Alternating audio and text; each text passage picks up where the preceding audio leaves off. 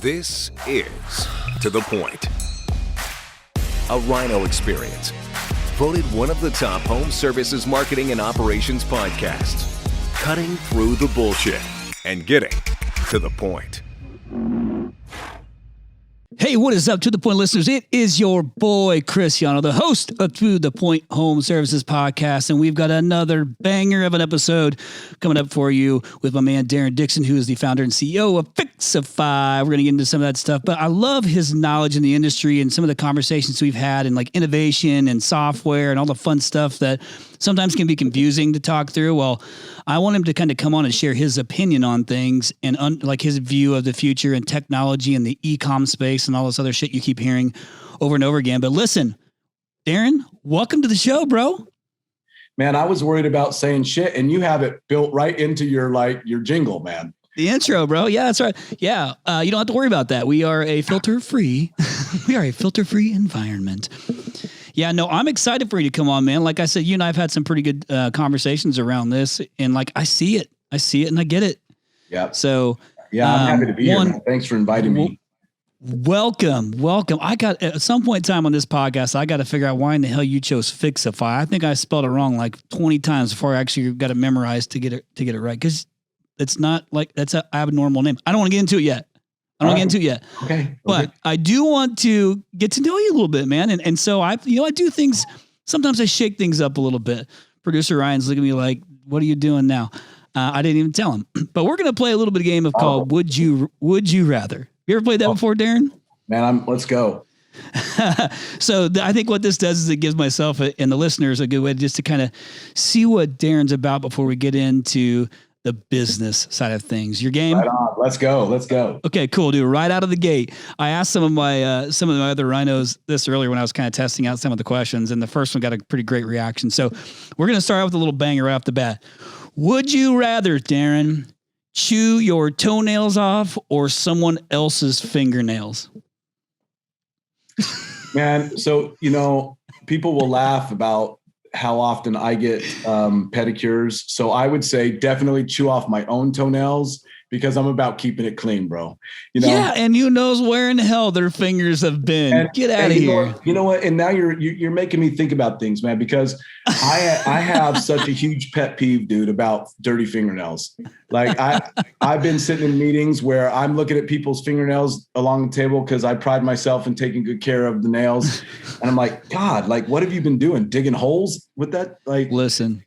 That's like basically my kid's fingernails. It drives me crazy. I'm a fingernail chewer. It's a bad habit. I can't help it. It's a hard one to stop. I do it. But you're chewing your own nails. So I'm chewing my own nails. Much different. Chewing my own toenails off. Yeah, 100%. I agree with you. Okay, next one. This one isn't as good. But would you rather have no one come to your wedding or your funeral? Ooh, that's a good one. So I would definitely rather have no one come to my wedding. I would hope by the time that I completed my sojourn that there would be enough people who care that they would want to be there to pay my respects. Love it. Yep, I agree. That's which way I'd have leaned to. Would you rather have no internet or no cell phone? That's kind of a weird question to think about because cell phone's much better if you have internet. If you got the data backup, you're good, right? So I would have to go with no internet. Got it.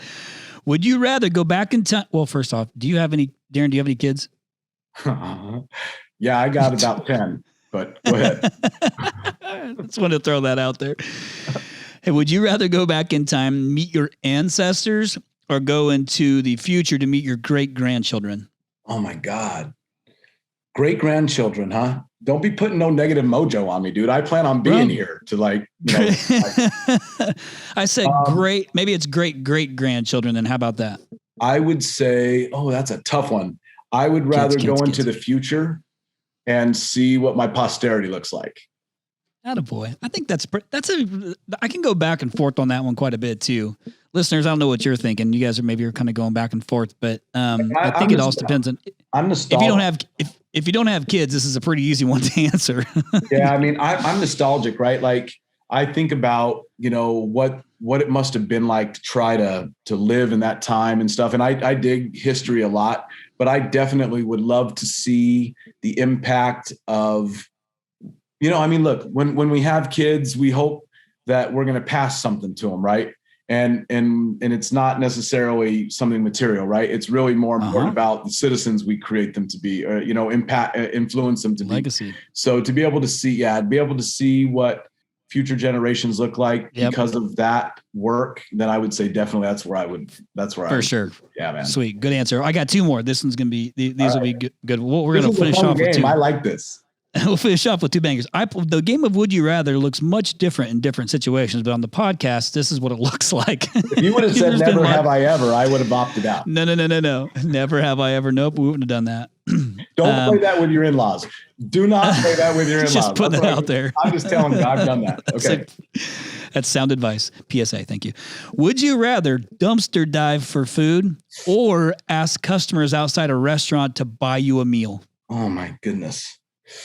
Would you rather dumpster dive for food or ask customers outside of a restaurant to buy you a meal? I'd have to dumpster dive. This is essentially a question around pride. Yeah. You know what I mean? Yeah. It's weird because people go through things and having someone there to help them and all, and I'm all about all of that. But I just know that for me personally, I would dumpster dive. Yep. I would just look for that clean little chicken wing that was left. You know what I mean? I know when I go out to eat, there's a couple chicken wings left over. So I would be like, that's true. I get it. You just got to get to it soon. Yeah, no, I think that's a good question. But I for sure think that's like a pride question. Yep. But see, I'm a planner. I would have been sitting in there watching for the guy that was about to throw away some stuff that, you know what I mean, that he didn't eat all the way or didn't slobber on, and then I'd go for that. Like I'm a planner. But that wasn't an option. It was only dumpster dive or sitting outside and ask somebody to buy you a meal. Dumpster dive. Got it. Okay, last one. Would you rather go to jail for a crime you didn't commit or someone else go to jail for a crime you committed? Go to jail for a crime I didn't commit. Wow. God, that would be tough. Hey, look, both of those are tough, right? But I'd rather. Of course. That's why I had this really great. I've had some great mentors in my life, and one of them said, "You don't have to be liked; you just have to be right." And so I'd rather know that I was suffering as an innocent man than know that an innocent man was suffering for me. Good for you, man. That's great. That's great. That will be. I mean, you know what? That's a meme. That's a meme. Hey, we should make that into. Hang on a second. We're gonna clip it, Ryan. Clip it. Also, could depend on who's the one going to jail for the crime you committed. Well, now we're going a couple levels deeper. Okay. So you know what? Let's not go down that path because we're gonna offend somebody. But anyway, thanks for indulging, man. That was a good round. Good time, man. That was a good time. Okay, cool. Let's do this. Okay, so now you're in Florida, right? Yep. So, by the way, speaking of Florida, you ever heard of Flo-Rida? Oh yeah. We had Flo-Rida at the Rhino Christmas party this past year. Hey, listen, don't think I don't know that. Like I was paying attention. I saw that. I was like, that's pretty legit. The party that I was at that I would say I would put up against your Flo-Rida party was me and George Donaldson and about 200 employees were partying in Las Vegas at the Palms, and George was rapping with Nelly. That's pretty cool. I love Nelly. Pretty cool. But so is Flo-Rida. That's pretty damn cool too. I mean, I'm a sucker for cornrows and manicured toes. I think hey, look, you're throwing another great party, man. Like this gig that you've got at Rhino X, dude, is going to be dope. I'll tell you what, Mike Tyson what a good choice, man. I'm from Vegas, right? And Mike Tyson, I have a funny Mike Tyson story. You want to hear it? Yeah, sure. All right. I'll make it fast. So right before Mike Tyson knocked the holy lights out of Trevor Burbick, okay? Like knocked his lights out, okay? Yep. 9-9. There was a club in Vegas that was the elite sports club where everybody went. It was called the Sporting House. And, me and my friend we won passes on the radio because we couldn't afford to go to that place. But sure. We were there playing ball and hanging out, and Mike Tyson was there training for the Trevor Burbick fight. And traveling with Mike was his cousin, and his cousin was a funny guy, and he was playing basketball with us. And Mike, when he'd get in between working out and he'd come and need badger him and tease him from the sidelines. Anyways, we all ended up standing in a little group talking. And Mike's 2 years older than me, and Mike was laughing and cajoling, and he bumped into me. And when he bumped into me, I realized why he was called Iron Mike Tyson. The dude is like built out of steel. You understand? Best fighter to ever walk the planet, and you got him coming to speak at your event, dude. That's legit, man. That's pretty cool. Thank you. Yeah, I'm really excited about it too. It's going to be a fun event. Well, listen, and you're going to be a part of it. Actually, I if I remember correct, this episode's actually going to air after the event. Okay. I think it would be because we enjoyed seeing you there. I could be wrong. What is that? It's the 8th. Oh, actually, shit. Okay. Hey, listeners, it's about to happen. Rhino X is just about to happen while you're hearing this. So, yeah, man, we're excited for it. So, hey, let's do this. Let's get into it because I want to talk about fyxify. Like not only is it just a home service solution software that I think is amazing. I really wanted to kind of get into it, but really I want to get your take because you've been so heavily involved in just the industry as a whole. So for our listeners, they can kind of hear your perspective on how things are going, things that you were seeing. You have your ear to the ground. You've been into it a long time. You've got a lot of great relationships. You've been involved in a lot of business and how you even got to the decision to do that in the first place. So I just want to talk through a few things, but first and foremost, let's go ahead and give the listeners an idea on who the hell Darren Dixon is. So like, how did you get into trades? Kind of tell us your story. It's funny, man. Like as I do these, people are like, why don't I already know you? And I'm like, well, because I never saw myself as a brand. Okay. I've never seen myself as a brand, nor ever spent any effort in building myself as a brand. Instead, I've used my efforts to build the most well-known brands in North America. And in 1995, I was living in Las Vegas, Nevada, working 3 jobs, had a wife in college. And this dude approached me and said, hey, man, how'd you like to come work for me and make tons of money? And I was like, what's tons of money?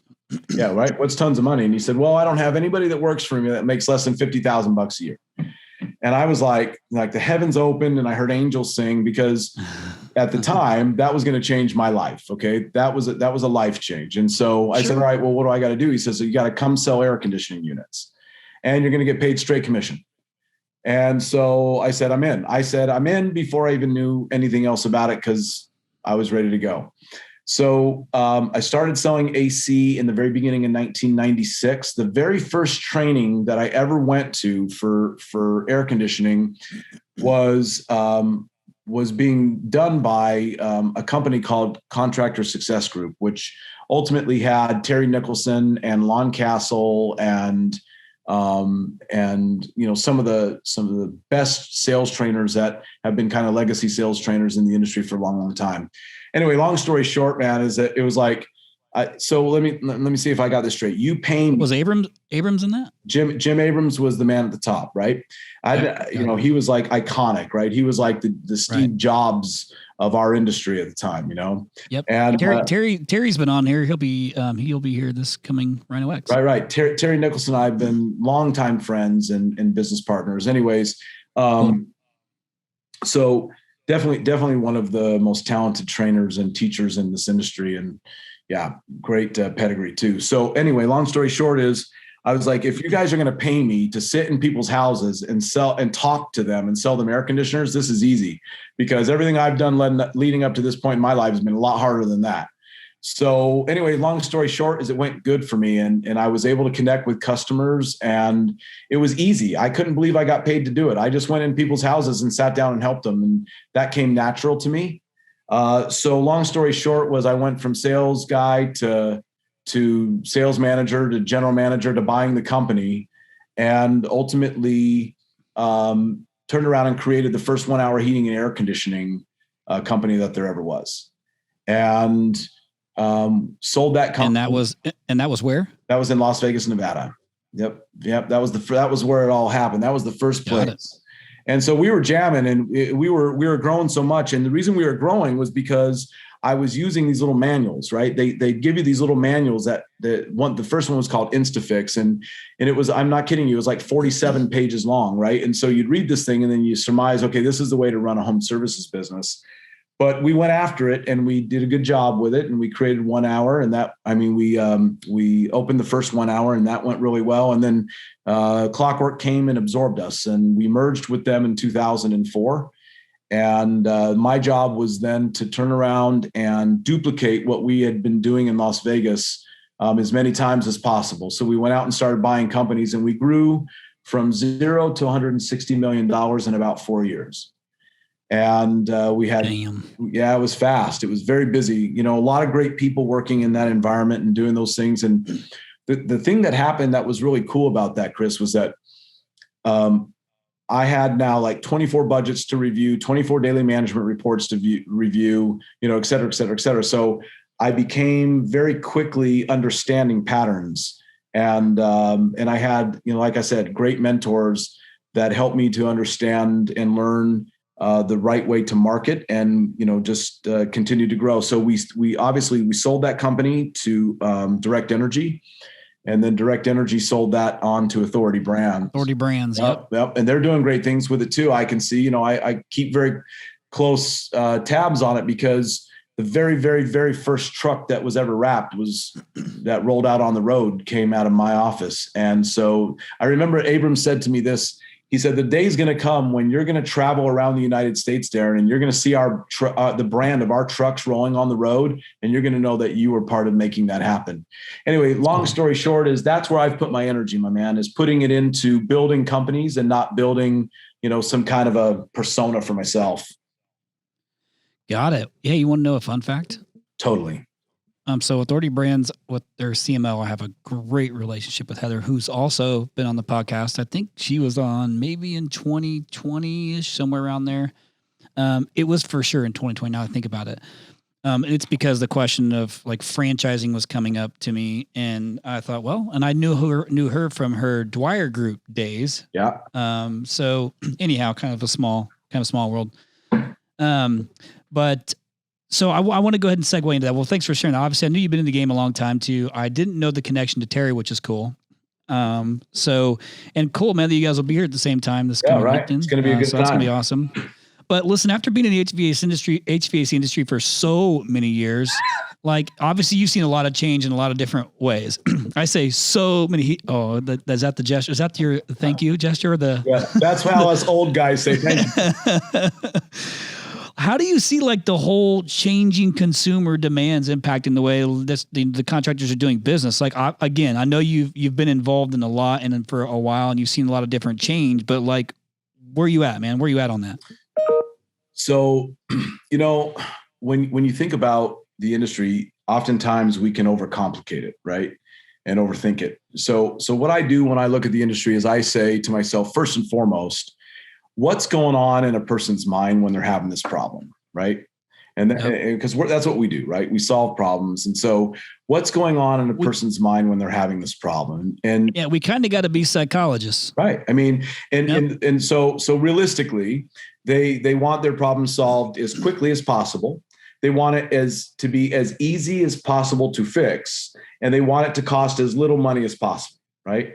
I want it to be fast. I want it to be easy, and I want it to be as close to free as possible. I mean, just because somebody's prepared to spend more to solve a problem doesn't mean they don't still want it to be not cost them a lot of money. Nobody wants to spend money on problems, right? Sure. So when you think about that, and that's never going to change in the way that people think, then you have to ask yourself, is our current way of doing business, how many of those three issues are we able to solve? And going back to the days of working for Abrams always challenged us and forced us to think 5 years in advance, right? So when you're looking 5 years in advance and you start, doing comparisons of companies that are really starting to make massive strides in the growth, you think about Ubers and you think about Amazon, you think about these kinds of things, you start looking at technology and you say, realistically, my life and your life, right? Almost every other time except for right now, you and I have communicated through this thing right here, right? Oops, right. Upside down. Yep. Sorry. There we go. Cell phone. And yep. So every company today that is focusing on what and how they're going to approach the marketing battlefront of consumer experience has to be focused on how does the digital world impact the way that we're doing business. And I think that if you go back and you look at the way that software has impacted our industry, the biggest impact that you'd have to say that's been in the last 10 years has really been Service Titan. I mean, Service Titan took a software concept that was not moving forward. It was stagnant, and they energized it and they moved it forward. Right. Today, if you think about the way that the consumer wants to do business, I mean, I don't know about you, but when, the old way of doing things are no longer really so prevalent. Like when I'm watching a football game and I want a sandwich, the old way I'd have to do is go, okay, at halftime, I'm going to jump up and I'm going to go drive and get me a sub. Now, towards the middle of the second quarter, I'm on my phone and I'm ordering myself a sandwich and it arrives, right just in the nick of time. Yeah, man, a little DoorDash. Right? I mean, Uber Eats, DoorDash. DoorDash. Today, listen, they're getting smart. Today, you can go to the sandwich shop I always order from is this place called Jersey Mike's. And you go on Jersey Mike's and you're ordering through their app, but you think you are, but really you're doing business through DoorDash, right? So DoorDash has taken two different approaches. DoorDash has said, we're going to go direct to consumer, but we're also going to go direct to provider. And we're going to give them our technology so that it feels to the consumer like they're using Jersey Mike's technology, but really they're using DoorDash's technology, right? Yep. And we look at it the same way, is that when you talk about what consumers want today, is there a faster way to get service? If I can get an Uber car to me within 3 to 5 minutes, right, that starts to change the expectations that consumers have about how quickly they can get somebody to their home and how easily they can get somebody to their home. So I start looking at technology and I say, how is technology going to break down the paradigms that we have in our industry, and when is the effort in problem solving going to move past being the very, very best at the old way of doing things and moving on to the new way of doing things? Got it. So this is obviously something you've put a lot of thought into, but you basically kind of reverse engineered this process. Well, I mean, if you think about it, every other software that I've ever used in my life for this industry has been geared. It's an administrative tool. It's how every bit of it was designed, whether it was, designed poorly or it was designed efficiently, was geared around how does it help the back end user use the software and how does it make their job easier. But none of it was geared towards the most important person that we always teach in the equation. The most important person in the equation is the consumer. And none of the software that's being used today has been geared around the consumer's experience and linking this amazing consumer experience to the contractor through a software interaction, right? It's always been training classes. Send your technicians to our training classes, and we're going to teach them the most right way to do it. And that's a good thing because that's all that we had at the time, is we had the ability for a trainer to teach a technician a better way of doing things, to try to go out and try to communicate with the customer that way. Today, we can accomplish that more consistently through the use of software. So do you consider this more of a SaaS or a e-commerce solution, or is it some hybrid? Man, what a great question. As we talk to many in the financial world today about this, and they ask us to explain it, right? Help us understand what this is. Yeah. We go through this exact same conversation. And the answer is, it is a hybrid, because there is no that's software. what it seems like. Yeah, for sure. Yeah, there's no software that's done this. So yes, it's a complete SaaS. It has been designed to flatten the tech requirement. So when we talk about tech stack, right, we're talking about how many different integrations does your software have to be able to provide the solutions that the user really needs.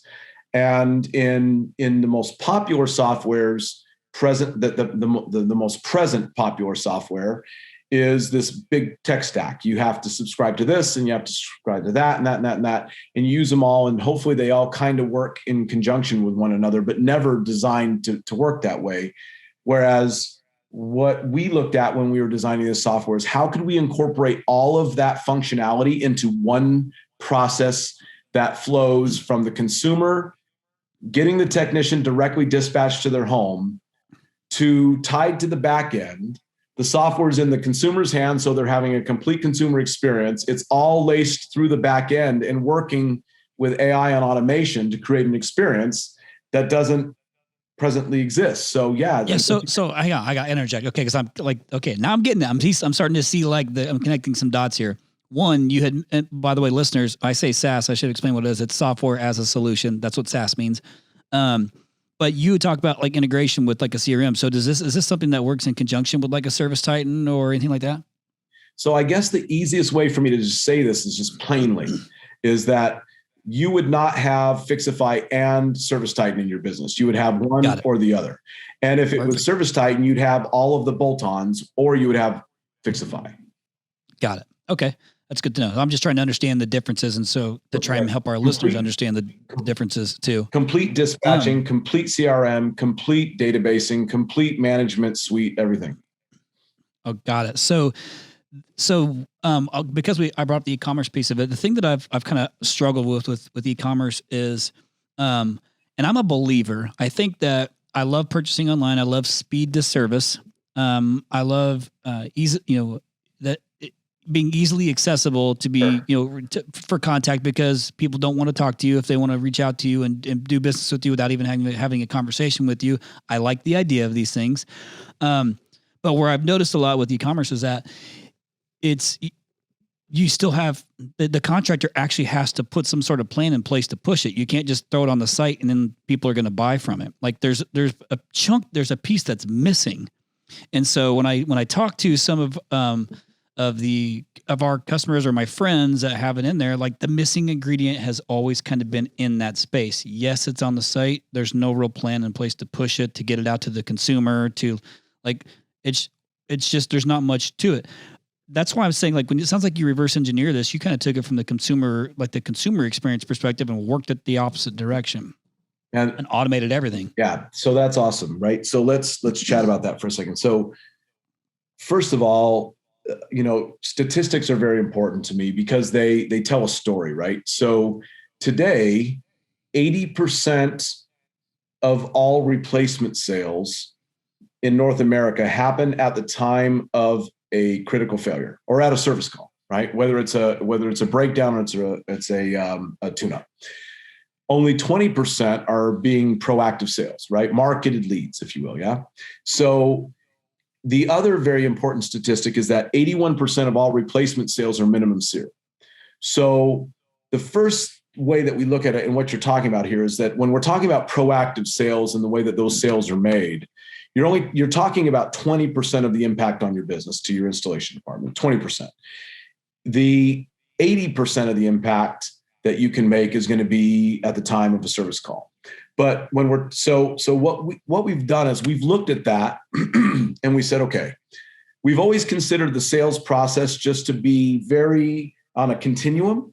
It just depends on where you step in the timeline, right? So if it's a failure and that's what convinces me I need a new air conditioning system, then there's a process that happens there, right? If there's something else that convinces me that it's time for me to get a new air conditioning system, doesn't necessarily have to be a failure, then I'm still on the same continuum. I'm just a little further down the road, right? So the way that we look at the way that how we built this software was, we said, first and foremost, how can we impact the performance of replacement sales on service calls first, because of the fact that that's the biggest opportunity. But to the e-com side of things, we used all of the same engineering, and we said this. Any way you look at it, people want things to be easy.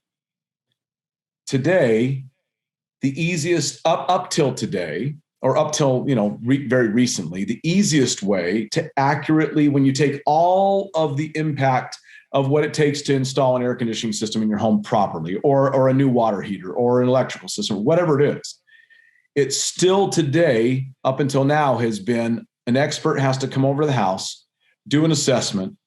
That assessment is to determine what you need.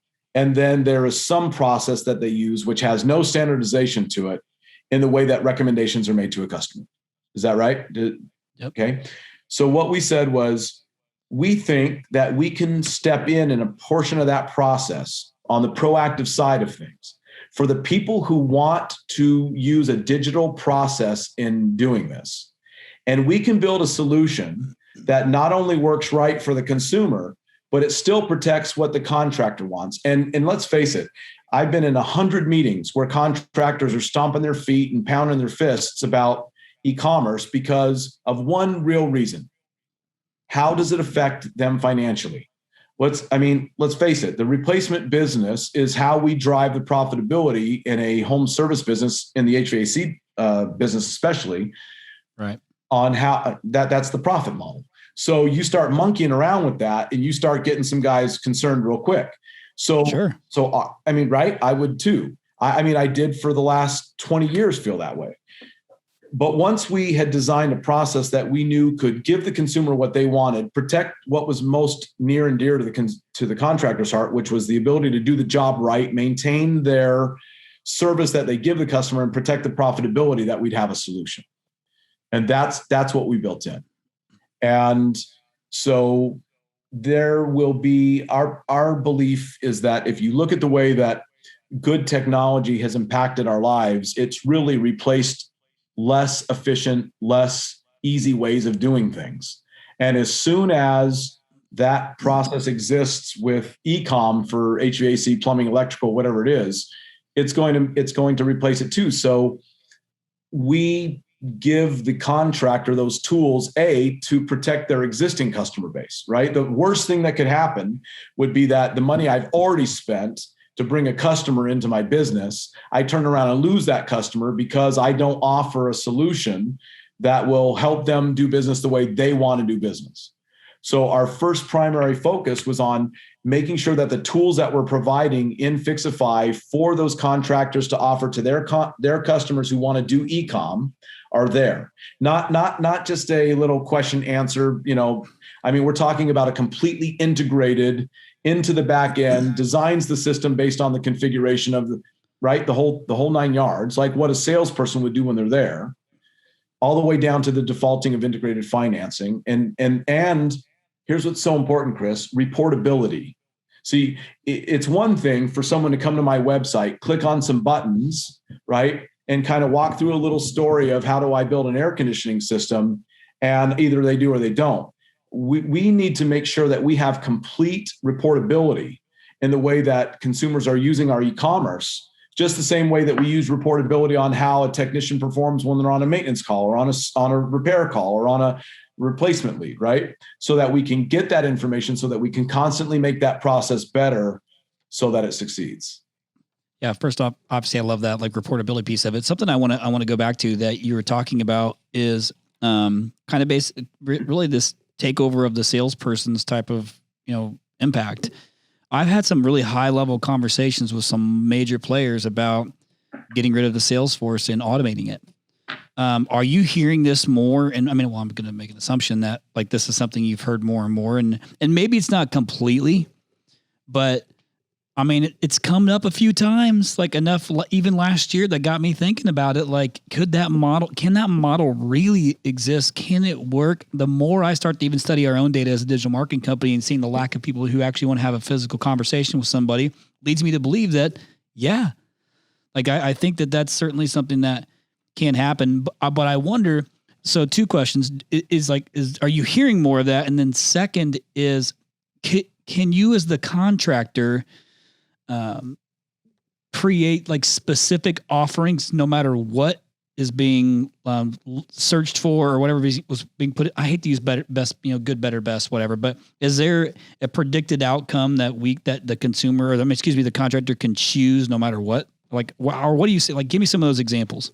All right. Man, you asked a lot. Okay. You asked a lot. I know, dude. I know. Well, it's because my brain was I'm trying to ask questions and think through at the same time. But you see what I'm saying? I'm picking up what you're laying down, man. So, all right, cool. All right. So here's what I would say. First of all, will it replace a salesperson? As likely as being able to buy a car online will replace a sales appointment sitting with a salesperson at a car dealership. Okay. Carvana. And, the fastest growing retailer in the world, right? By volume. And now you've got all the others that are coming on. And I'm sure that there are probably 20 more than I can name, but, Vroom is right behind them and, raising major amounts of capital in the marketplace. So I guess the answer is that when people buy, they're buying based on how they feel, right? And so buying is a feeling process. And as we are able to use technology to assimilate a feeling process for a consumer, I would say that we believe that there will be more and more people who use this alternate way of buying once they know that they can do it. Will it ever replace a salesperson coming into a home? Not if that's what a consumer really prefers. If a consumer prefers to have someone come in the house and sit down with them and talk about the dog and the pictures and everything else. But as we know, the fastest growing group of homeowners in the United States are the millennials. And that's not what the millennial values. That's what the older generations value. So when you're looking at what your sales process is going to be going into the future, you have to be paying attention to every other major Fortune 500 company in the world that is showing us that the growing trend is that consumers want to be able to do business digitally. The key is about making sure that the process still feels as good, that it has the same amount of confidence built into it, that it has the same amount of accuracy built into it, or as close to possible, and then making sure that there is a follow-up process that protects the whole thing. Yeah, dude, that was a fire answer. I guess I didn't even take into consideration, like, once you said it, I immediately thought of Carvana, and I've never done that. But I guess not in that sense. Like I was just saying to my son the other day too, and I was dropping him off that, I thought he had a buddy whose dad was in the car business, and like even some of my good friends who have, exited their businesses or who have raised, private partner, or have, now are part of a bigger partnership. I've seen them go out and buy some like pretty decent rides. They're buying them without seeing them too. Like, I mean, in person, like they see what it is. And like, there's just different things that are happening. Like you can build, your UTVs. Like, there's so many things, trucks. Like this is the first time I've ever considered. My wife was trying to find a different SUV and get rid of her Tesla. And she literally was like, I'm just going to look online. Yep. Looks good. Don't need to see it. To me, that's weird because I don't know that I could do that yet. Well, I think it ties back to what we already have familiarity with, right? So first of all, we have believed to a fault the juju juice that we've been feeding, right? Which is that consumers but there's also been no tools to solve this. So let me just say this, right? Is that consumers, no, they can't buy that way. Oh, no, they don't know what they want. We place a much higher level of importance upon the way that consumers feel about these appliances in their homes it's totally self-serving, right? People will absolutely buy if the process is right. My wife sends me videos weekly of what the new car that she's looking for is, and she's already built it online and you can click and buy it. I mean, she doesn't need to, I want to smell what it smells like on the inside and see the way it actually looks on me. She knows what she wants. And when it comes to heating and cooling or plumbing or electrical or whatever it is, consumers don't look at it from a lifestyle standpoint the way that they do at some of these prestige items in their life. They look at the functionality. Exactly. It's the functionality of it. And I don't need to try it on. It's not a suit, right? They look at it as a box. And now we know that it's not just a box. I'm not suggesting that it is. But if you can take the pieces of how you buy that system and make it automated, there is a group of consumers that want to do business that way. And if you don't offer it and you don't offer the best solution at doing it, they're going to buy somewhere else. Yeah. Is this an and or? It is. That's what I thought. Okay. So for the time being, it's and or. It's just like adding text messaging. I have so many conversations. Shit, Darren, you and I text message. I have so many conversations with players of all shapes and sizes and friends, and a lot of it's done without even physically talking to them. And I'm actually like a touchy-feely kind of guy. Like, I want to have conversations. I want to give you a hug. I want to do all these things. But I also love that it's faster for me and I don't have to commit to a conversation. So I say that to say this. And that's the internet generation. It is. Generation, man. And we could get to the point very quickly, right? To the point. That's, I mean, your podcast is called. We want to get to the point quickly, right? That's how we stay efficient.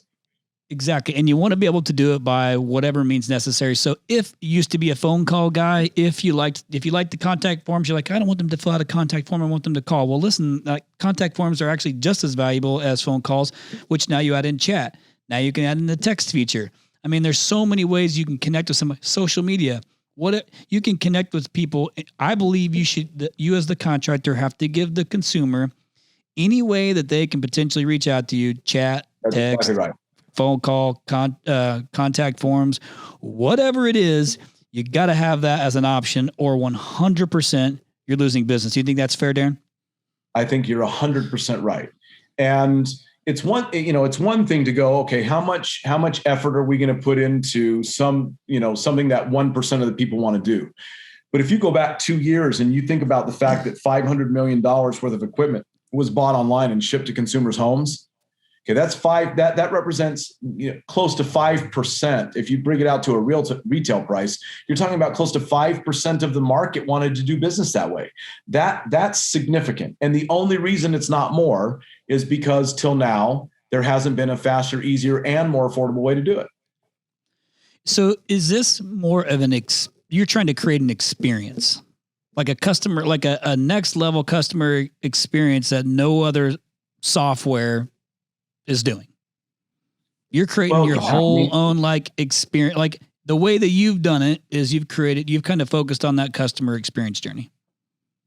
Totally. I mean, if you think about the hours and hours and hours that we spend training our people, it's about teaching them how to give the consumer a certain kind of experience, isn't it? I mean, where we park, how we dress, the way we say things, the way we put booties on our feet, why we put booties on our feet, how we point it out, all the stuff that we do is all around creating an experience. And the challenge that I had when I had at my disposal effectively an unlimited amount of resources needed to be able to go out and scale. Okay. And I use the word scale. And you know how I feel about this. I mean, scaling does not just mean growing, right? Scale means actually achieving a near market opportunity penetration, right? So that's scaling. Nobody's scaled. People grow, they're not scaling. That's a misconception. I always wanted to know, well, what's stopping us from scaling? When I thought about the number of customers in our database versus those that had maintenance agreements, when a maintenance agreement makes so much sense and it actually pays for itself, and it's like, why would you not have a maintenance agreement? There's something stopping them, right? There's something standing in the way. What was it? Inconsistency of the distribution of information, period. If every single person understood the value of a maintenance agreement the way that I did, they'd all have them.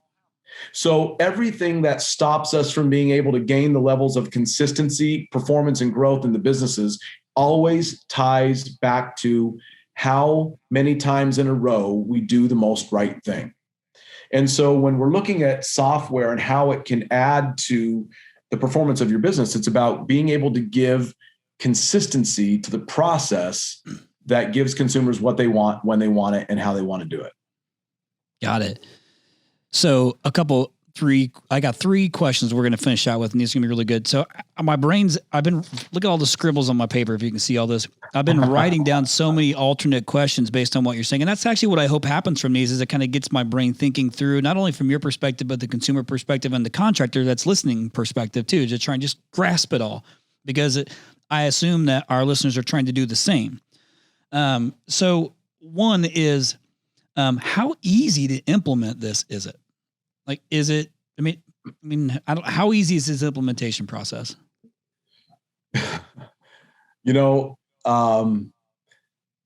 We designed the onboarding process from the point of view of being a contractor who would be trying to transition over a large business, right? I've been through that process multiple times. Yes, you can relate, right? So I know how much it sucks, right? And So everything about the process was designed to be elegant. And, we use that word all the time when in the way that we refer to the way that we design software as elegance means that it's so smooth, you don't even know you're using it. You know what I mean? And that's what good software is supposed to be, right? It's so the process that we've designed for moving people over and onboarding is very, very simple. It's not painful because the software is so intuitive. Now there is a big software developer out there who has done a really effective job at scaring the shit out of people when it comes to having to try to learn software again, because they're using a software today that they aren't even sure how to use, and they've been using it for many years, right? So they've done a great job at freaking people out. So what we do is we show them through the demonstration process of how easy it is to use. It literally takes the onboarding process to be able to understand and use 100% of the capability of the software. It takes 5 weeks.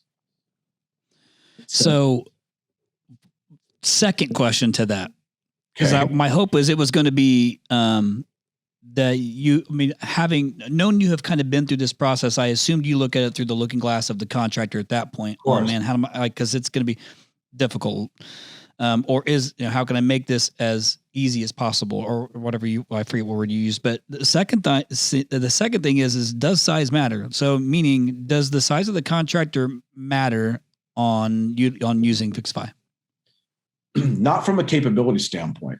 So, there's really a few questions in there there's a few answers, I guess, to that question. Is obviously the more people that you're teaching something, the curve is different, right? So the more people that have to learn it. And more people. Yeah. Right. But the converse of that is that the greater amount of people that you have, the more your opportunity loss to inconsistency is. So the actual win is much, much bigger. So every time I look at how to make a decision, I look at difficulty versus payoff. If the payoff is really high, the difficulty level doesn't really matter because the payoff is high.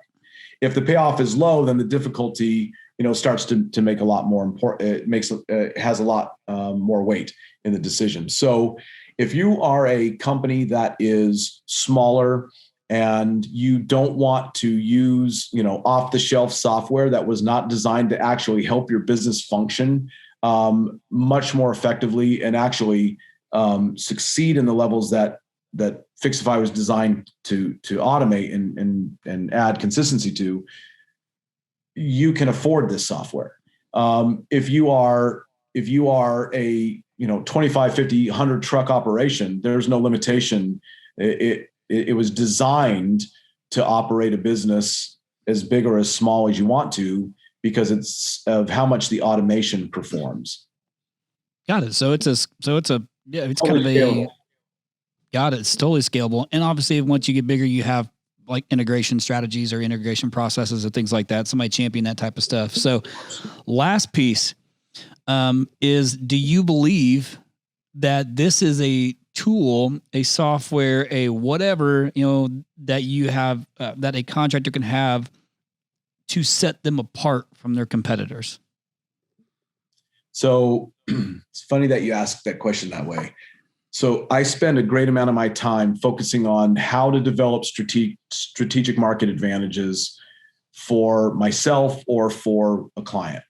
So that sounds to me like, very similar to what you're saying. Is how does it set you apart? Number one, there is no other software that will allow you to give the consumer the experience that fyxify does. If from one of the people that one of the groups that we've got a lot of affiliates now that are stepping up and wanting to talk to their customers about our software, and the most effective of them are marketers.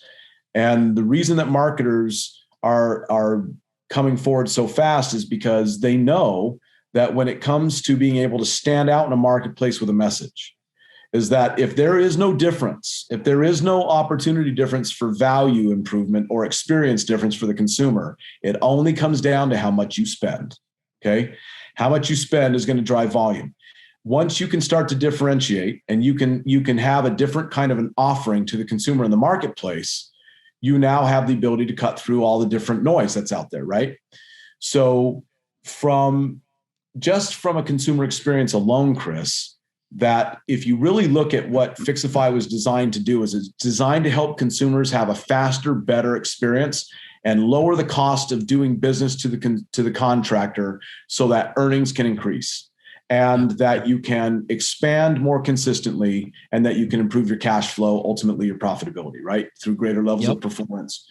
So when you think about a strategic market advantage, you have to ask yourself is, do I think that consumers will desire to do business digitally more efficiently and more directly, or do I think it'll go the opposite direction? Do I think that people are going to really desire to call more? They're going to want to fill out, call more and sit on hold more, or they're going to want to wait longer, or they're going to want to. Obviously, we know the direction that the consumer behavior is going. If you have a tool in your hand that allows you to fulfill and offer to the consumer what it is that they want today, you have an advantage over those that can't. Yeah. That was my hope. I see it as an absolute value add, because speed alone. So of the speed and then again, I keep going back to experience. I mean, I'm all about experiences. Anybody that knows me well knows I'm all about experiences, and I love giving experiences and creating experiences. I mean, hell, Rhino X, the X stands for experience, because that's what it is. It is a chance for me to bring in people, other contractors, and experience what it's like to work with some of the biggest and best badasses in the game and sit with them and rub elbows and learn from them and kind of work through problems with them in a more intimate setting. It's an experience I'm creating for them. I'm not even speaking at my own meeting except for emceeing the event. I don't have some presentation. I just bring everybody together for the experience. However, I will say this. I do run a very successful home services digital marketing company. And guess what we're doing? We're delivering experiences. Our experiences are in the way of providing lead generation for our customers so they can grow. How do I got to do that? I got to make sure that when I try to get a lead, that they can call the contractor, they can text the contractor, they can chat the contractor, they can fill out contact forms to do business with them, because that's the consumer's experience. This is an add-on to that piece of it. It just makes that process so much easier. Think about this, Chris, it flattens it, right? So let's say that you're out there representing my air conditioning business and I use this software, and you're advertising that consumers can get service direct dispatch now. There is no faster, easier, or more affordable way to take care of your home's problems. The consumer has a problem, clicks on your ad, and with the click of a button has a technician on the way to their home that's going to have the interactive experience that we've been talking about and describing. There is no faster way. There is no easier way. And I'll tell you that, you're talking about Rhino X and this rubbing shoulders and all this kind of stuff. You know what I think it really does, and why these are such valuable meetings? How much really is somebody going to walk out of there that they can implement? Probably not that much. They're probably not going to walk out of there with a ton of information that they can implement. But you know what they are going to walk out of there with? They're going to walk out of there with a higher level of belief that if that dude can do it, I can do it too.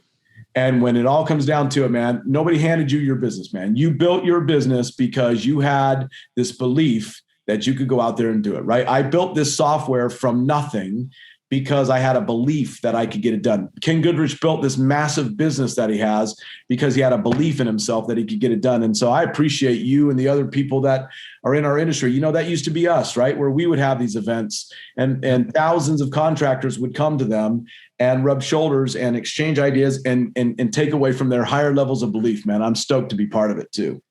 Yeah, man, I'm glad that you're coming in. And it's exactly that. I will say this, in our post-event surveys, the big thing I always harp on is, man, ambition without action is useless. So go back and do something. And even if it's one thing beyond the creating the relationship and all that shit and kind of getting the belief and getting hyped up, like all that means nothing once you leave this, you walk out the door if you don't go back and implement something.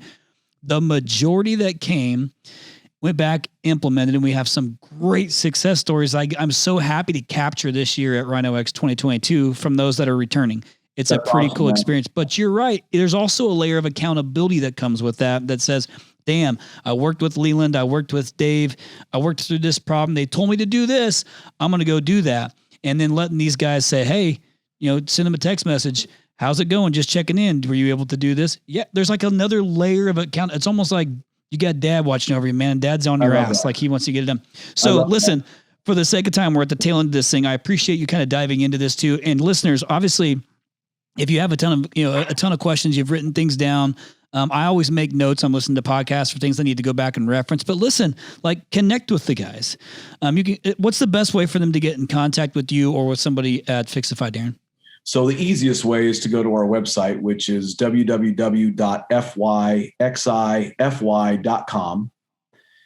Or, if you want to reach out to me, you want to text me, or you want to, direct communicate with me, my cell phone number is 941.